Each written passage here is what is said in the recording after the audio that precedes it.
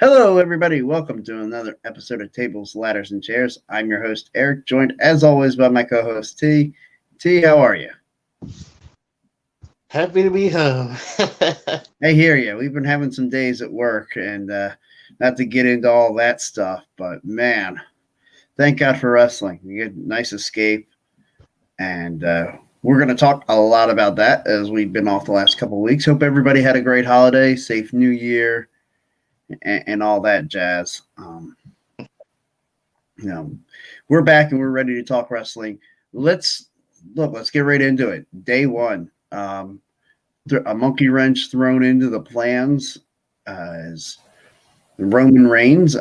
Hours before the show, it comes up that he tested positive for COVID. So, COVID affecting everything these days. It's affected the sports world a lot, and it's now affecting sports entertainment. We saw. And we've seen wrestlers test positive. Drew McIntyre last year was one of the bigger cases. I thought, he tested positive. It was about a month before the Royal Rumble last year, so around this time last year, and he was fine by the Royal Rumble. Now, if it was Omicron, which I'm assuming it was, that Roman tested positive for, he could be back as quickly as Friday if. He actually will be back Friday. You saw sources confirming that?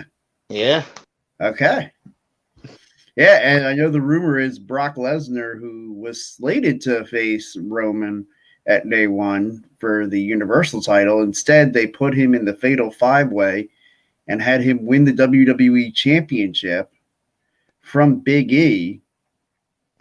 And at first I thought it was curious, because that clearly wasn't the plan going into the day. But then they, immediately changed course. To me, this just screams they don't really know what their plan is. Well, they got quite a big monkey wrench there they got thrown.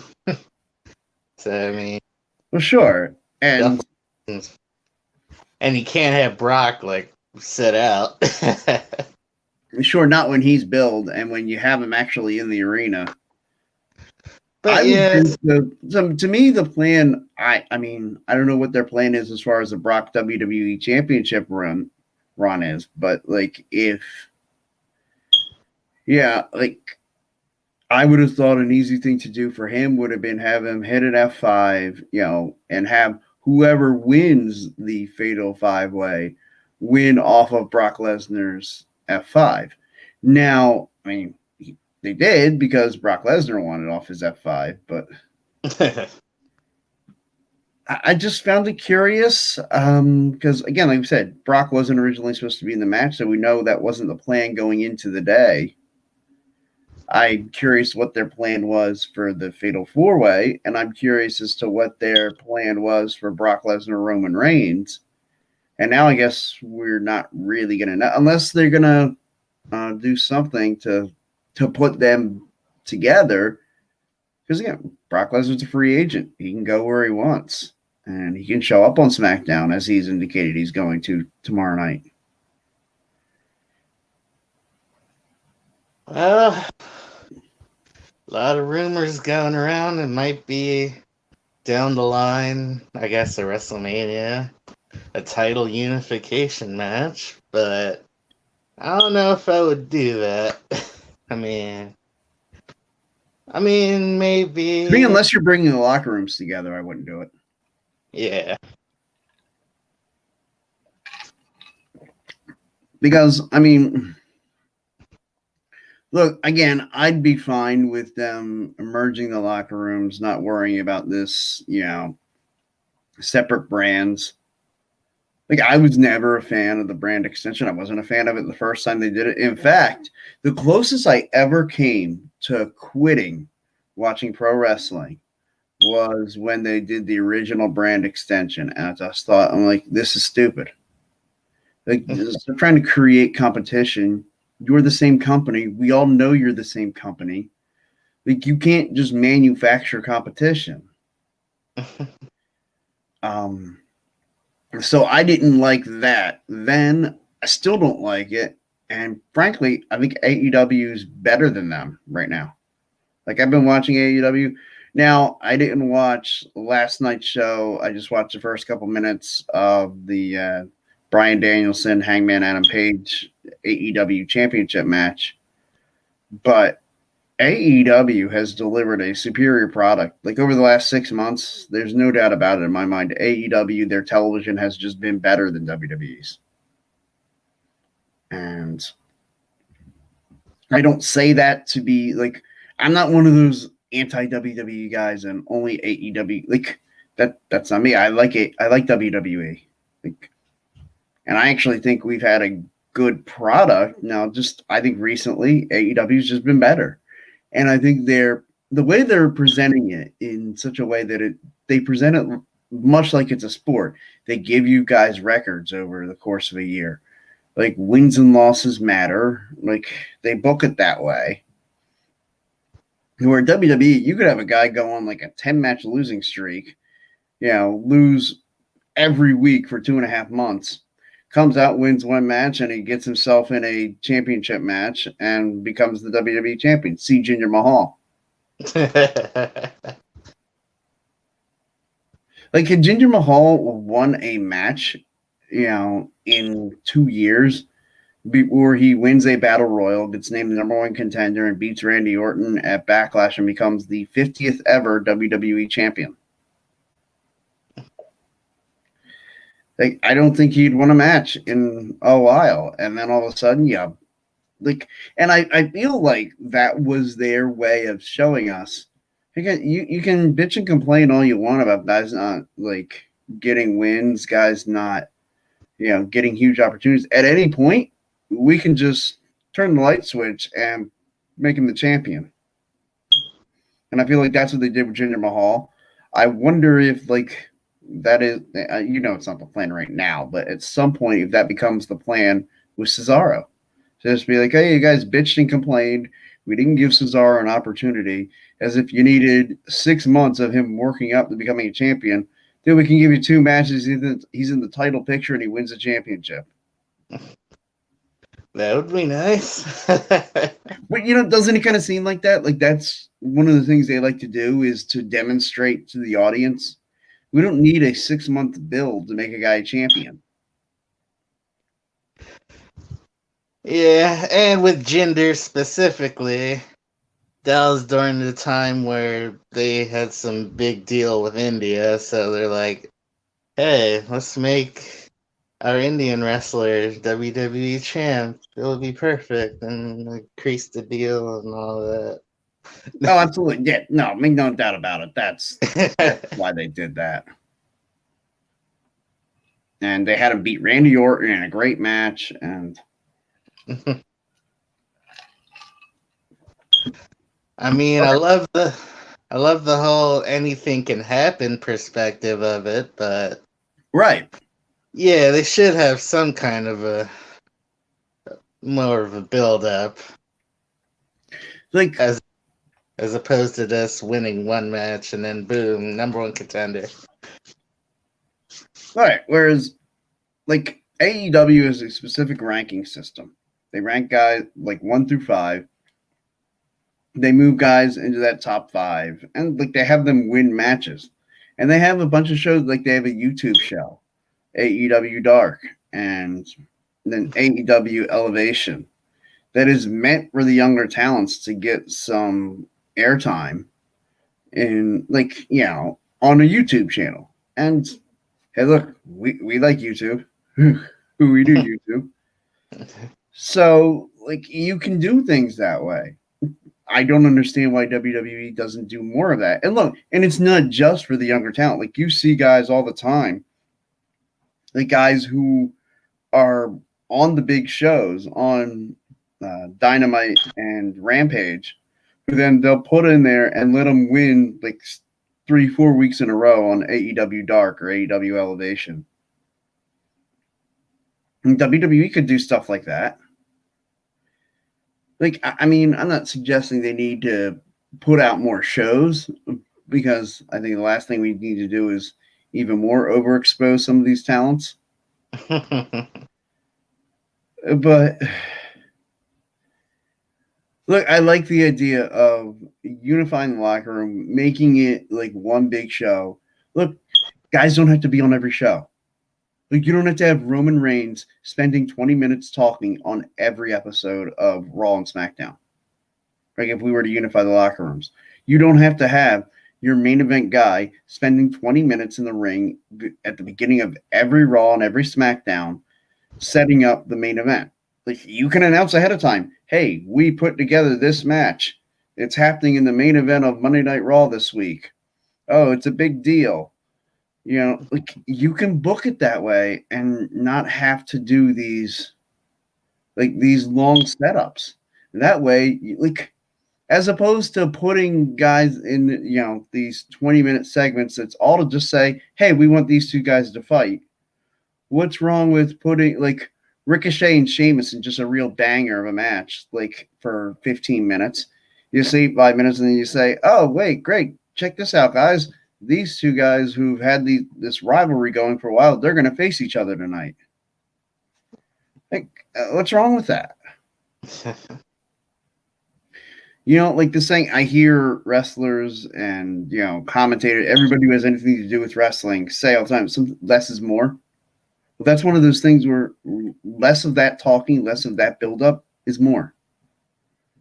Like, if you just have them announce it, put a nice, you know, a nice package up on the screen and say, hey, check out this main event for tonight. And if you really want to do an interview segment, then, you know, right after you promote it for the first time, you got back to the back locker room, you see whoever talking about it. And, like, you can do stuff like that where it's not 20 minutes of, we have to have the intro. We have to have, hey, look at the video package of what happened last week. Look, if you're a fan, you watched last week. You don't need to show it to me again and again. Yeah. Like, that's the part that infuriates me. It's like, okay, I watched Raw. I don't, when I go turn on SmackDown, I don't need you to show me over and over, hey, this is what happened on Raw. Like, I watched it. Like, how about acknowledge that your audience probably watches your product? Like, if I didn't watch it then, I'm probably not going to watch it now. Like,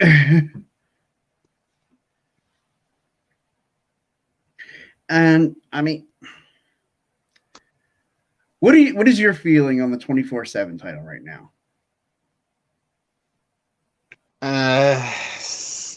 Just kind of there. Yeah, not really invested in it, not really like caring. I'm surprised to see Dana Brooke have gold around her waist. I liked seeing them do something with her because I figured she'd be one of those in the next round of cuts, which we do have some more people to talk about that got released. It's been a couple of weeks, so we have, I think, 3 releases that we know about in recently since our last show. One of which really, really surprises me. Toni Storm. Really upset by that. Well, she wasn't cut. She just cut out of there. She left. Well, yeah, because, you know, it was, again, she was just asked, put over Charlotte Flair. Like, why that match wasn't on day one is astounding to me. And to put her in that spot just so she could lose on SmackDown to Charlotte Flair, like, I thought, okay, this is going to be building towards something. Like, maybe, you know, Toni Storm was going to win by countout or something, and then we were going to have to build up to having another match between the two of them. Because otherwise, I don't know why, like, you know, like, Toni Storm was a big enough name to put on a pay-per-view. Yeah, again, if they're trying to, like, build her name or character or whatever. But basically, like, it was just, hey, go do the favors for Charlotte Flair. Like, they could have done that on pay-per-view on day one. Sure. Just like they did with Liv Morgan and Becky Lynch. Like, do that. Now, do Except you think Tony's not a rookie, so. right? Do you think that they're building up, like, just to kind of skip back and forth between the women's divisions? Do you think they're building, like, because to me, I like the idea of Liv Morgan wins the Women's Royal Rumble. Liv Morgan gets one last shot at Becky Lynch at WrestleMania. Did you see Raw last Yeah, Monday? no, I did. Bianca Belair, and yeah, they're gonna face each other. I what I would do is have Charlotte somehow get involved and basically screw over Liv Morgan. Even if it's inadvertently, you're not really sure who she's trying to help, but she ends up screwing over Liv Morgan. Bianca Belair gets the next women's title match. And or they just do like a fatal four-way, include Dewdrop.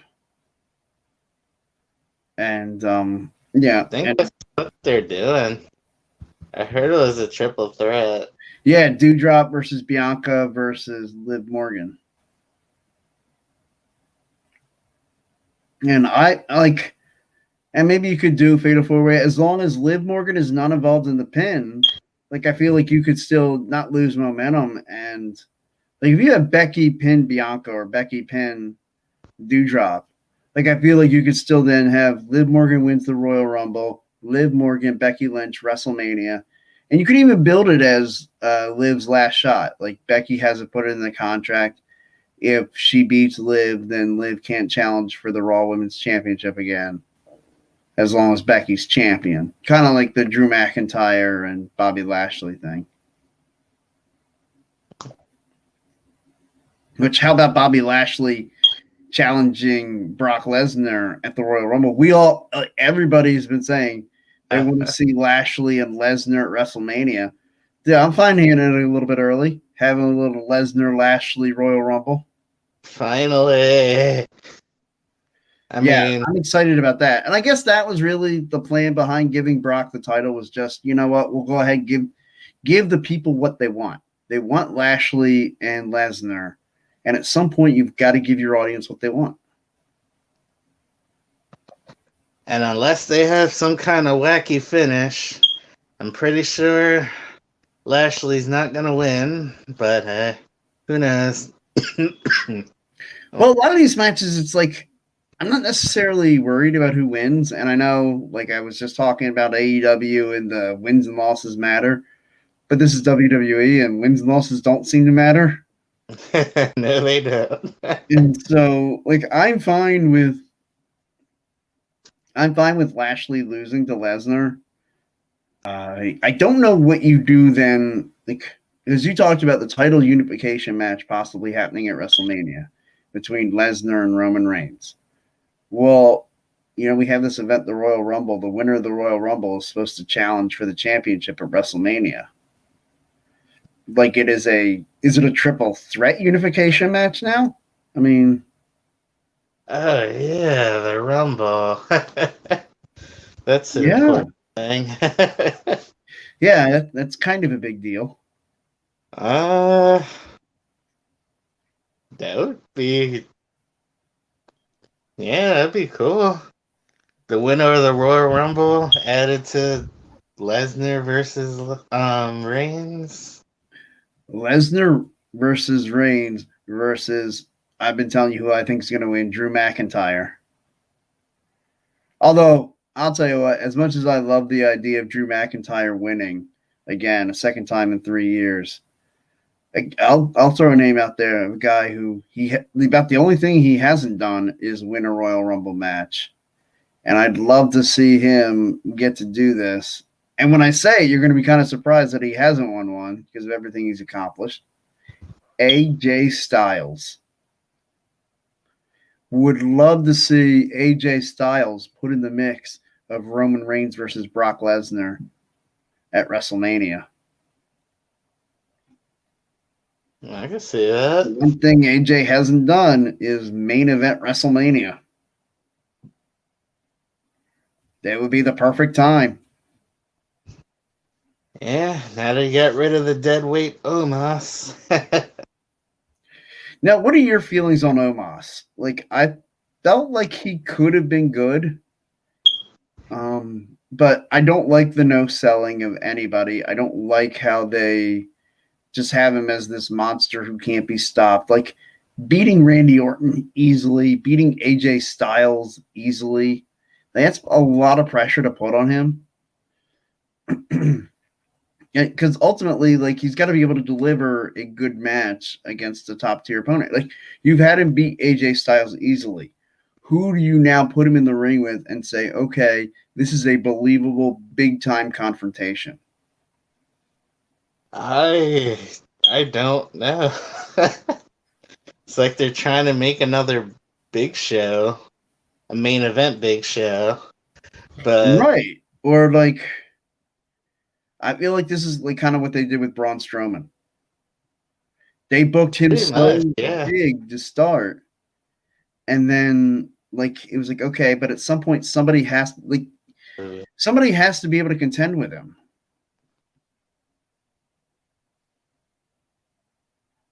Uh, well, I would say if they're ready to scrap that idea, put him in the ring with Goldberg. Oh God, Goldberg might kill him. Yeah, that's what I said when they're ready to scrap the Omos idea.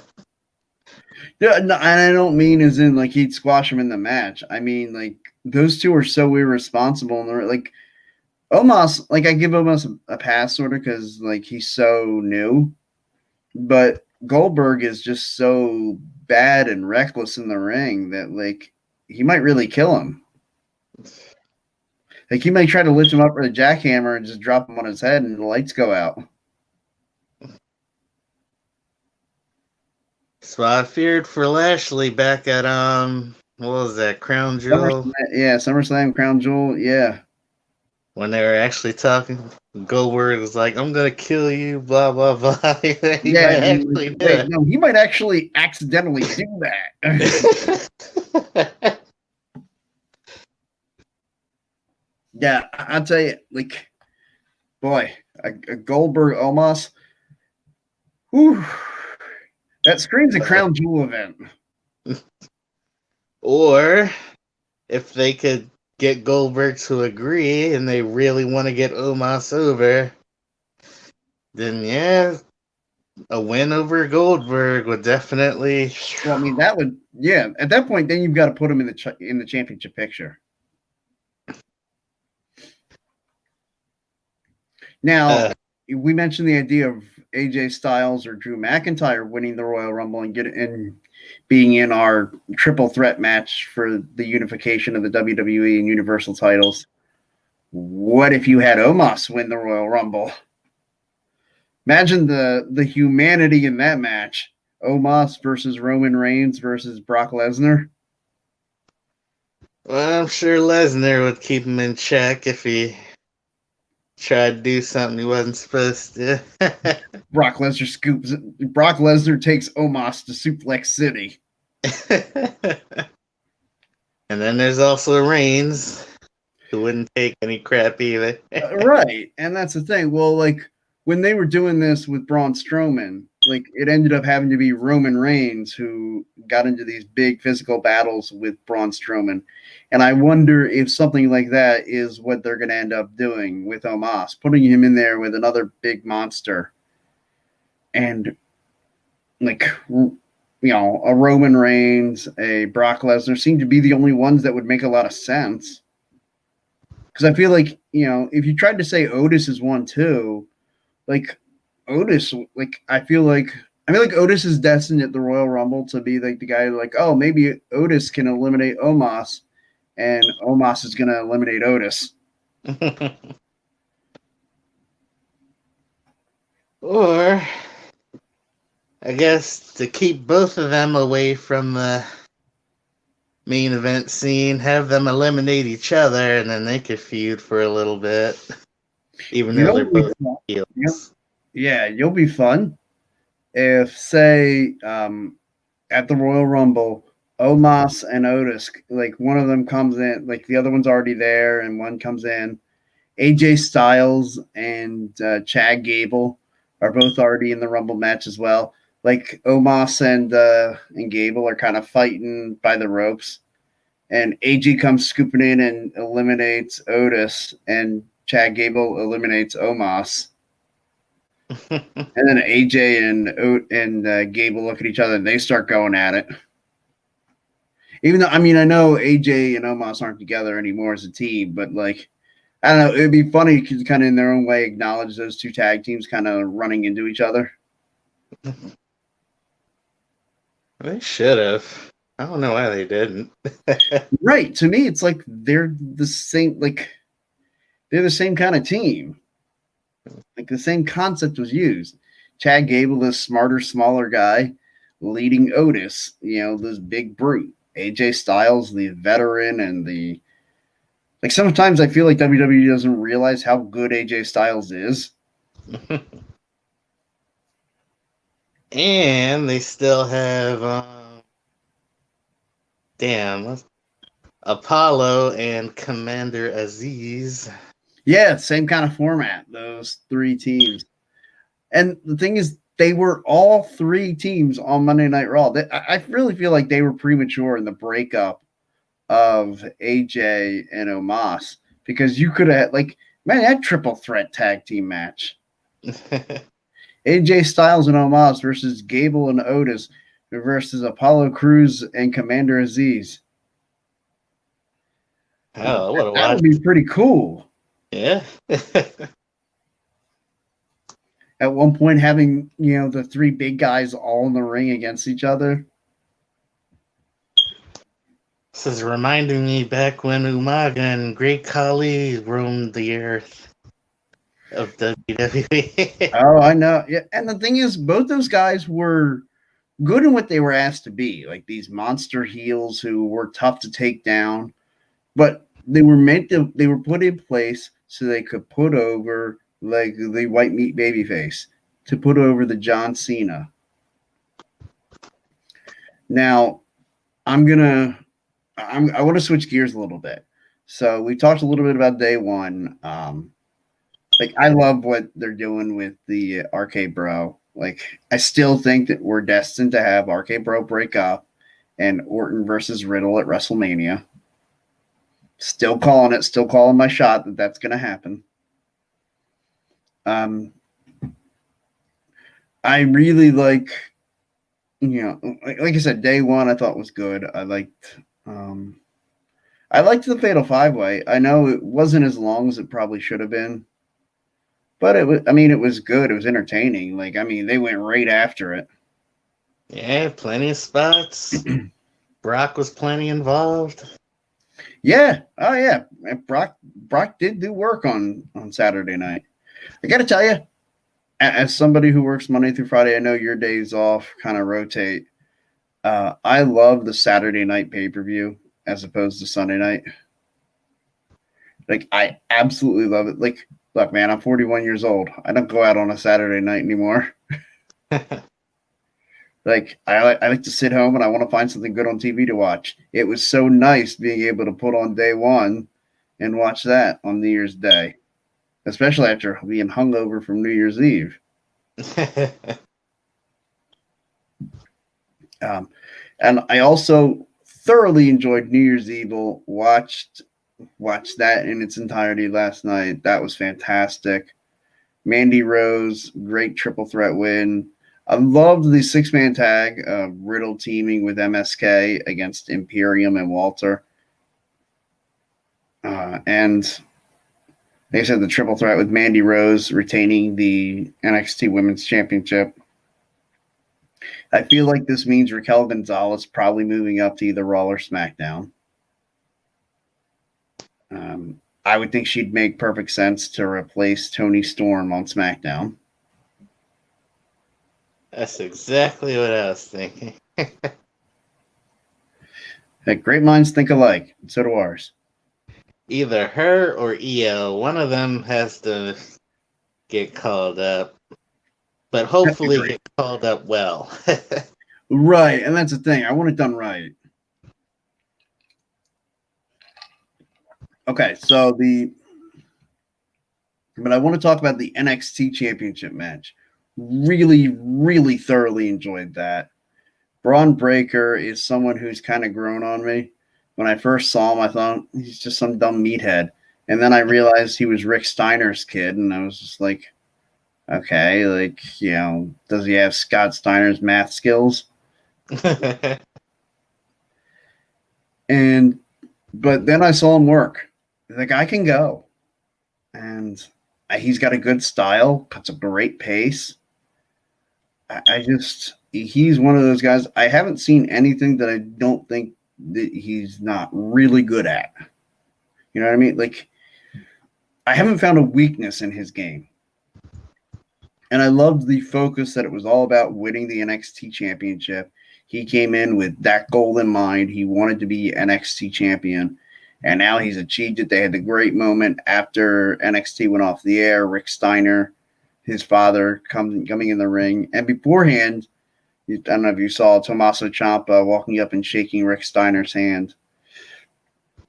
I got to feel like, and I think I mentioned this before, I feel like Braun Breaker's immediate push here in NXT has a lot to do with WWE trying to mend fences with the Steiner brothers because they want to put the Steiners in the Hall of Fame. And a few years ago, they tried, and Scott Steiner basically, wanted nothing to do with it. And I think this is one of their efforts to try again to bring the Steiners in and put the Steiners in the Hall of Fame.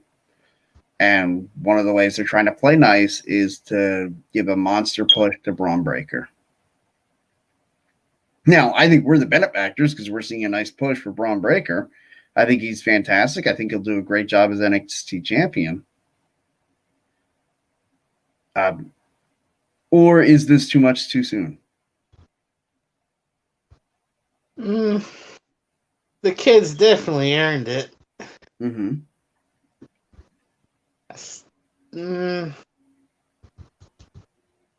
It's not too soon, but it's pretty soon. I mean, early. Kevin Owens was only 2 months in when he won the championship. This is like he's been there longer than 2 months, but man, not much. Well, Kevin Owens was. Well, Kevin Owens had a reputation that preceded him before he got to NXT. Yeah. But well, he's gonna win it eventually. So. Oh yeah, no doubt about it. Braun Breaker, a very deserving NXT champion. Well, at some point at least, I figured he'd be deserving. Like they made, look at all the hoops they made Sami Zayn jump through before they let him win the championship. I just thought they would have saved it for like WrestleMania weekend if they were doing a. Yeah, which I guess they're not doing a takeover WrestleMania weekend.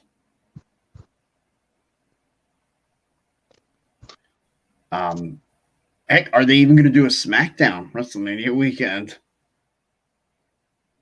I don't know. Because it feels like SmackDown, like it's going to be the night before WrestleMania. When are they doing the Hall of Fame? When did they do it the last 2 years? Well, I know 2 years ago they didn't do Hall of Fame, but. Well, yeah, the last one they combined the last two. Right, but like, when did they do it? I don't remember. I know. Last year just seems like a blur to me. I know. Actually, the last 2 WrestleManias seem like a blur to me. I think they did it as its own thing. I think. I don't know.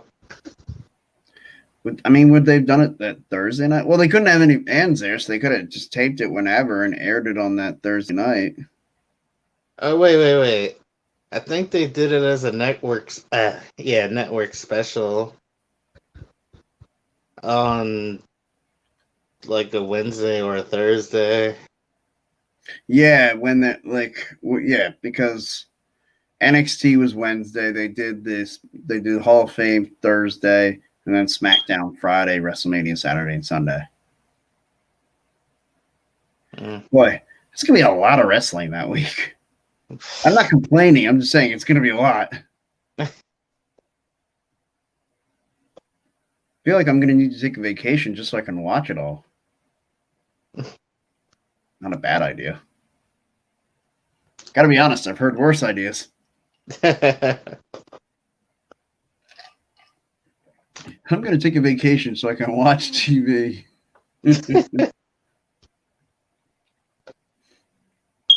So, Well, yeah, you like it, Braun Breaker winning the NXT Championship. You a fan of the Brock Lesnar move winning the WWE Championship? I mean, I know you're a fan of what it's meant and that we're getting Lesnar versus Lashley.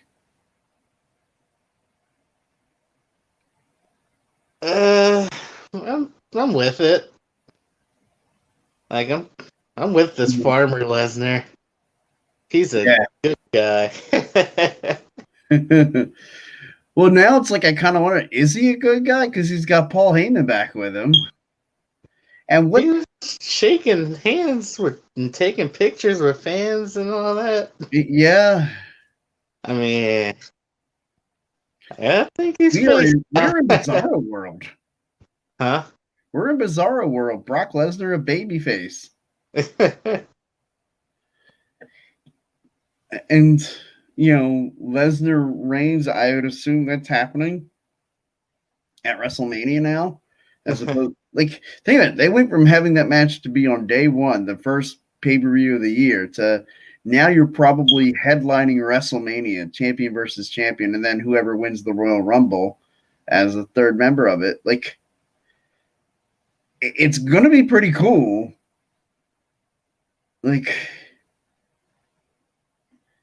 And I mean, I would assume that's what they're going to go with is the unification of the WWE Championship and the Universal title.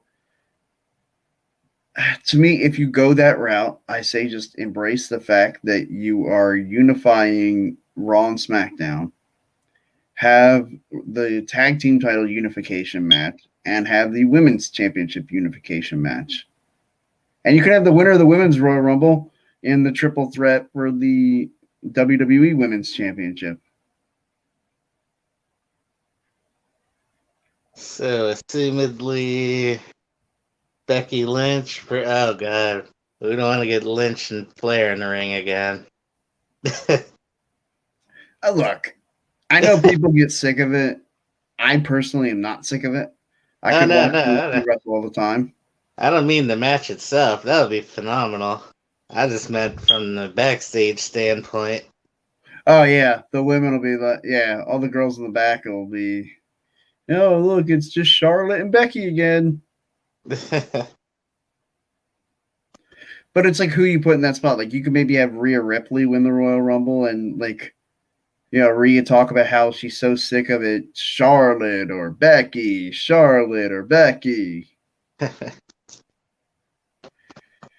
Or if they want to go that route and they have the money for it, bring Ronda Rousey back, have her win the Rumble. Ooh, a surprise entrance by Ronda Rousey, and she wins the Royal Rumble. And we have the 35 main event rematch. That'd be pretty cool. I'd actually really be with that. Especially since all three's demeanors have changed since then. Big time Bex. And, well, not really Charlotte. She's the same. Yeah. I feel like Charlotte, her character, her personality, she's not very likable. And I feel like, at least to hear Toni Storm and others talk, the character she presents on screen is kind of just who she is. And look, she's crazy talented, does some amazing things in the ring. I've always had a lot of respect for her and what she does. But I also do agree that it's time to put others over some. It's time to give back a little. This is what all the big stars are supposed to do at this point. Have we had a more selfish star at the top since Hulk Hogan than Charlotte Flair? Ah, well, you could probably count John Cena, but I don't think it's his fault entirely. Right. Whereas I think a lot of Hulk Hogan bullying was him bullying in backstage politics. But John yeah, Hulk Cena, Hogan, like, I'm number one. John right. Cena, it's like, okay, I guess they want me up again. Right. I feel like John Cena a lot of times played the good soldier and was willing to take the heat from the internet warriors who just criticized the fact that John Cena was always on top. And I mean, to his credit, John always carried the company line. And so, I mean, that's where I look at John Cena and I don't hold him as accountable as like what I hold Hulk Hogan accountable for what his run at the top. And plus, once, like, I think it was 2015 or 16, one of those years, when WWE started getting good again. I call it the John Cena apology tour. Yeah. Back when he was the U.S. champ, he was going And up just giving opportunities to everybody. Yep, going up against all the mid-carders, putting on good matches. Yeah, like he had a great match. Sami Zayn blew out his shoulder like in the first 2 minutes of the match, and John Cena carried him to make sure that match looked good. Yeah, Sami Zayn, Stardust, who else? Well, of course, he had that run with Kevin Owens. Yep. Cesaro, yeah. Cesaro. Yeah, I mean, John did great work at that time. Dean Ambrose, he and Dean Ambrose in John Cena's first open challenge. That was incredible. That was an incredible match. Yeah, I'll give John a lot of credit, especially like you said on that John Cena apology tour. I'm sorry, the U.S. title open challenge. Yeah, John definitely he paid it back, or he paid it forward in that sense. Like he gave a lot of guys some breaks. Like, and I almost feel like it was some of those matches, like that match that John had with Dean Ambrose, probably did a lot to help Dean Ambrose and make the company believe that he could be a main event guy, that he could be a champion. And I know that like his matches with Cesaro, Kevin Owens, like those made me believe in those guys, which is what a good wrestler is supposed to do. Not only are you supposed to believe in him, but he's supposed to do such a good job that you believe in the other guy too. Well, that's what they need to do with Charlotte right now. Right. And one of the people I feel like they've really done a disservice to is Nikki ASH. Mm-hmm. Like they have her win Money in the Bank, and all of a sudden you believe in her as this underdog character. And now, man, she just keeps getting her ass kicked every week. And it's like, I'm sorry. I don't want to see Nikki ASH cry on TV. Like, I just don't want to see it. Like, I don't want to see her so emotionally beat down that she just cries because she's so frustrated and upset with herself. Like, I'm sorry, I just don't want to see it. Maybe it's time for her to go full-on superhero. I don't know. Instead of being almost a superhero. Or drop the whole gimmick entirely. I think they should drop the gimmick entirely, too. Like, I feel like they should do something where, like, you know, her and Nikki ASH and Rhea Ripley come to blows, and I want to see Nikki ASH drop the superhero thing and go back to being crazy Nikki Cross. Although,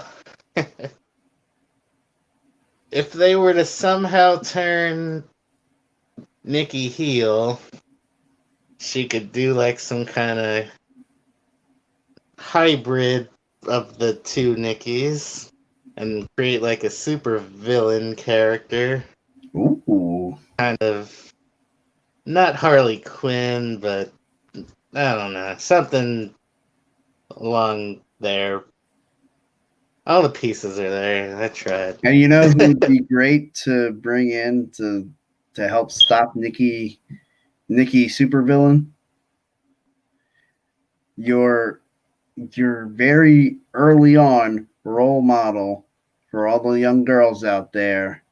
It's hug time. Bring back Bailey. Bring back hugging Bailey to feud with evil Nikki Cross.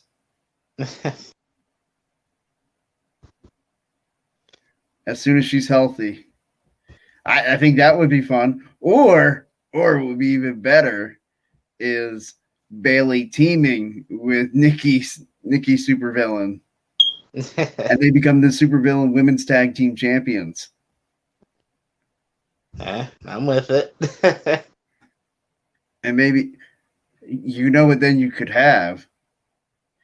Nikki Supervillain and Bailey versus Rhea Ripley and Sasha Banks. I mean, and that would be a dream team. Rhea Ripley and Sasha Banks having those two as a tag team. Could be a lot of fun. Yeah. That's why, again, like, I feel like the women's locker room, it's more important to unify the locker rooms because they had like 3 or 4 women in each locker room. So, okay, maybe you can come up with a decent women's roster if you combine the 2 locker rooms. Which brings me to this. Are they going to have enough women, even if they include NXT, to fill out the 30 women Royal Rumble? Not on the current roster. I think what they'll do is, like, they'll let Lita come in for a one-off, let Trish come in for a one-off. Tori Wilson, Victoria. They'll call in their Hall of Famers. Like 5 or 6. And then get some from NXT, but that's still even enough. Oh, I know. They're going to be scraping the bottom. That's why I almost feel like they need to do the women's title unification match now, and then not have a women's title match at the Royal Rumble, and just let so then you could include Charlotte or Becky in the Royal Rumble match as well. Not that I want to see either one of those two win their second Royal Rumbles. I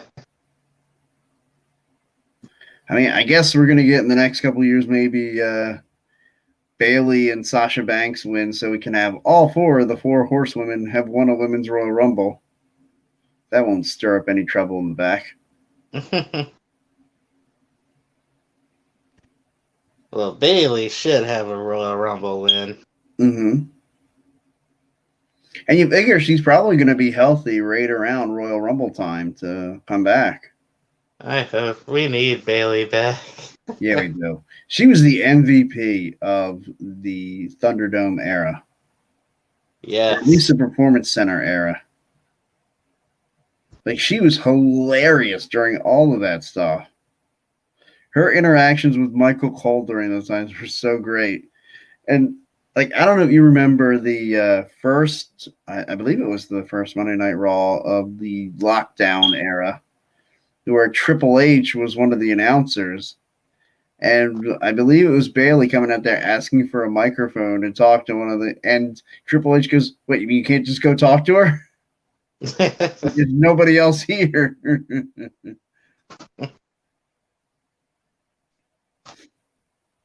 I certainly don't miss it. Like, going back and watching some of those, I don't know if you, speaking of going back and watching things, we're going to get to our homework assignment here in a second before we get out of here. But man, some of those early episodes of the lockdown, those are hard to watch. like, Raw 316. That was a tough watch. Yeah, not having a crowd to feed off of. I know. They're so used to crowd-based, crowd energy stuff. And to not have that is just What Well, do we that's the thing. That was like do? that was the first Raw, without an audience. And I'm sitting there, I'm like, man, you know how long it's going to be till we have another Monday Night 316? It just sucks that like we get like one every like decade, and like and this one is get ruined. Stupid COVID. Yeah. That was Just probably hope. the first time I looked at it and I was like, God, I hate COVID. It was not the last, spoiler alert. Just hope we're not headed back to empty arenas and I don't thunder. think so. I don't think so. I mean, we have a vaccine. Anybody who wants it can get it. To me, it's like all the tools are in place to fight this thing. Like, there's no reason to not just keep going in this. When guys have to miss stuff, they have to miss stuff. What I don't get now is like when you're completely vaccinated, like why they want to do the random tests and like test every day for guys who you're not displaying symptoms and you're vaccinated. Like test if they get a symptom. Otherwise, just let them go. Let them go do their work. Like, I mean, yeah, if a guy gets sick, then you can go test them. But and then if you want to test other people that were around them when they got, they were sick, like, all right, do that. But like this whole testing everybody until you get guys who they have no symptoms, they're fine, but yet they get, because if you test enough, like you get those random false positives. And like you get a situation like Roman Reigns where like who knows did he even have anything? Like if he's going to be back at SmackDown on Friday night, it means he really didn't have COVID. He got a false positive and they had to pull him because they randomly test. Either that or they're pushing some reality storylines. Yeah, I don't think that was a storyline. I think that was real. He really did test because I'm sure they have to test before they go into each market. Like, I'm pretty sure that's what they're doing with a lot of sports teams. Like they got to test, just before and just after each game. And so in this case, like for each trip into a different city, they have to get tested. Which to me, I just say like if you're not sick, then there's no don't waste the test on them. And with the number of false positives you get, I hate the idea of like being, we've got a main event. We've got Roman Reigns versus Brock Lesnar. Oh, no, we don't, because a random test when nobody was sick. And hey, now we got to throw the whole thing into a loop.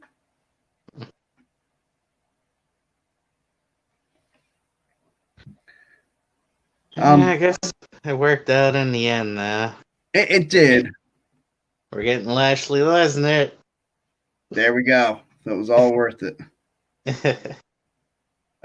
So before we get out of here, let's talk about our homework assignments that we had a couple weeks ago. So we had a couple weeks to get it done.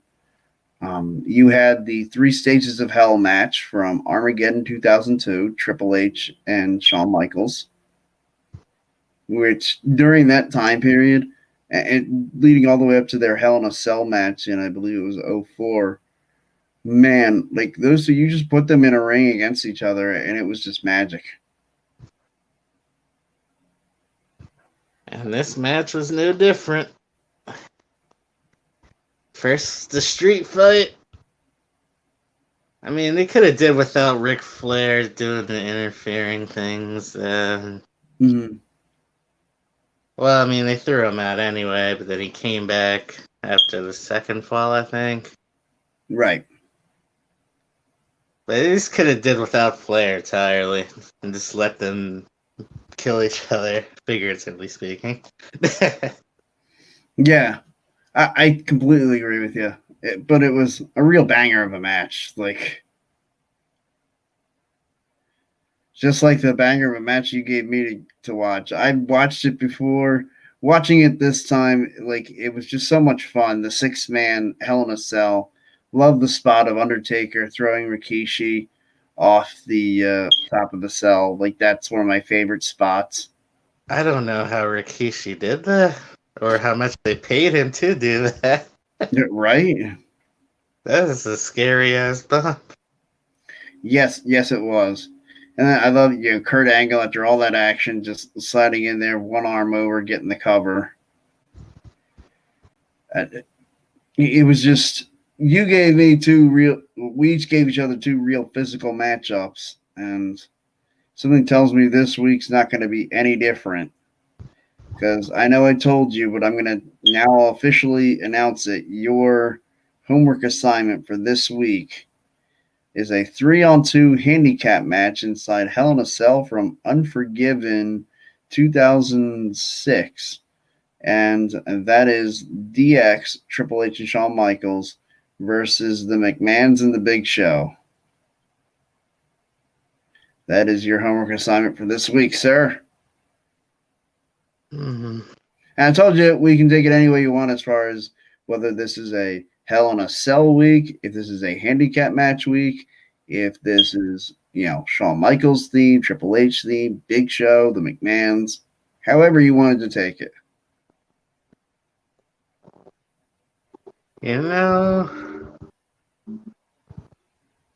I could use your opinion on Big Show versus Floyd Money Mayweather, WrestleMania 24. Okay. No, hey, that works right in line with I'll be starting my road to WrestleMania this week. Okay. So that works. There we go. And I feel like I'm going to do that as a theme as we go on. I've watched every WrestleMania, and I've watched them all several times over. I'm definitely not stopping my road to WrestleMania, but I think instead of doing each and every WrestleMania, I'm going to do like the big matches from that WrestleMania. Just because, look, do I really have to sit through, not that it was long, but King Kong Bundy and Special Delivery Jones? I mean, 8 seconds. I think it'll probably take me longer to find the fast forward button on the remote, but yeah, WrestleMania used to be like 3 hours. Now it's 2 days. Yeah. So I will have two 2-day events to watch at the end of this thing. So I always want to at least watch in its entirety the previous WrestleMania. And so I think what I am going to do this year is just kind of like a highlights. I'll watch, like WrestleMania 1, I'm going to watch the opening match and probably just the main event. Do I really need to watch Wendy Richter versus Leilani Kai again? Yeah, no offense to either one of those two. Are they both Hall of Famers now? I think they actually both are. So good on you. Hey, match between two Hall of Famers. Or, some of the other matches that certainly wouldn't qualify. Like, what was that match at WrestleMania 2? They had a flag match. I forget the two guys involved now, which is why maybe I should watch it. Was one of them was Sergeant Slaughter? No, it was originally supposed to be, but they replaced it. Corporal Kirshner or something was his name. And then I believe it was Nikolai Volkov was the other one, was the Russian. So it was, United States and Russia in, the heart of the Cold War still. Only flag match I saw, I got to see live at Battleground, which was not a good pay-per-view. No, that was. Didn't you weren't you in like a club box seat or something too? Yeah, we were up there.